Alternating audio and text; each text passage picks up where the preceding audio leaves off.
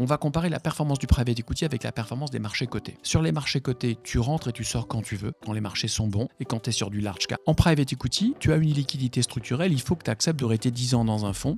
Il te tire pendant 5 ans, il commence à attendre l'argent en année 5, tu as récupéré ta mise en année 7 et ta plus-value intégrale en année 10 ou 11 ou 12 s'il demande des extensions. C'est un investissement qui ne peut s'intégrer que dans une poche longue de capital, mais si tu compares la perf cotée versus non cotée, qu'est-ce qu'on voit depuis 60 ans? Parce que la classe d'actifs, elle a 60 ans de track aux US, 40 ans de track en Europe, 20 ans de track en Asie. Sur les 20 ans passés, les marchés cotés ont livré en moyenne entre 7 et 8% par an. Le private equity a livré en moyenne entre 13 et 14% par an. La perf du PE, c'est 2 fois la perf des marchés cotés. Et si tu regardes sur 20 ans, 7% par an pendant 20 ans, ça 3 fois et demi la mise. 13% par an pendant 20 ans, ça fait 12 fois la mise. Donc sur des stratégies longues, ça a énormément de sens de faire du PE parce que la perf est supérieure. On parlera tout à l'heure du fait que certains fonds surperforment largement la moyenne.